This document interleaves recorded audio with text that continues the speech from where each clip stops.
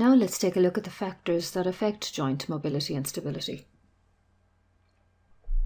The movement that is possible at any particular joint is referred to as its range of motion. And range of motion can be defined as the range measured in degrees of a circle through which the bones can be moved.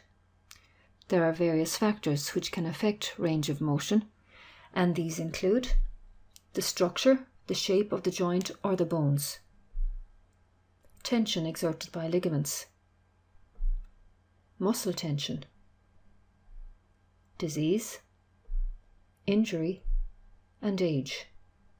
So let's look at these in a little more detail. Structure of the joint or shape of the bones.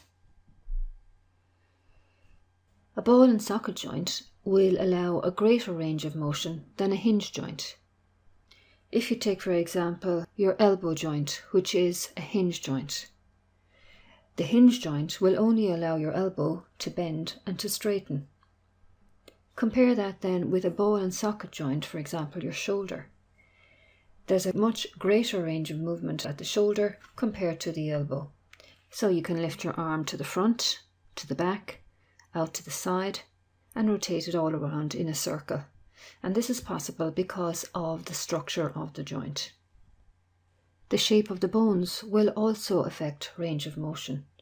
So for example, if you compare your shoulder joint with your hip joint, both of these are ball and socket joints, but because the socket of the hip is much deeper than that of the shoulder, movement is more restricted in the hip compared with the shoulder. So the shoulder joint will allow a greater range of motion than the hip joint because of the shallower socket. Contact with other parts. So for example, when you flex your elbow, the biceps may prevent full flexion of the elbow, especially if those biceps are particularly well developed.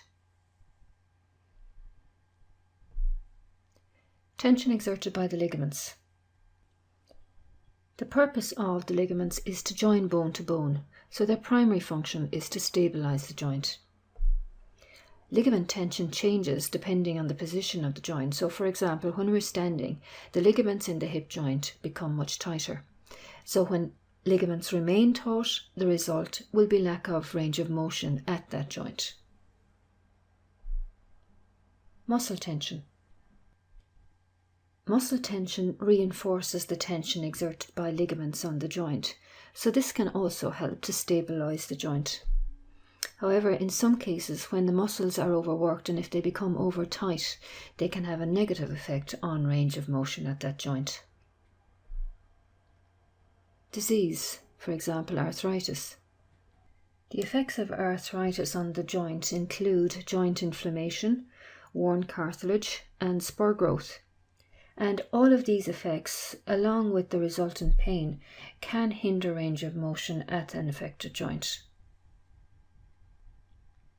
Injury, fractures or sprains. Following an injury such as a bone fracture, the ligaments and tendons surrounding the joint may have lost some of their flexibility due to having been immobilized by a cast or a splint for a period of time. So when the cast or splint is removed, there will be a reduced mobility at that joint. If soft tissue is torn, scar tissue develops. Scar tissue is less elastic or less flexible, so this also can result in reduced range of motion. Age. As we get older, soft tissue loses elasticity, and this results in a negative effect on range of motion. There is also a reduction in the amount of synovial fluid that's being produced, and a thickening of the synovial capsule or the joint capsule, and all of this will affect range of motion.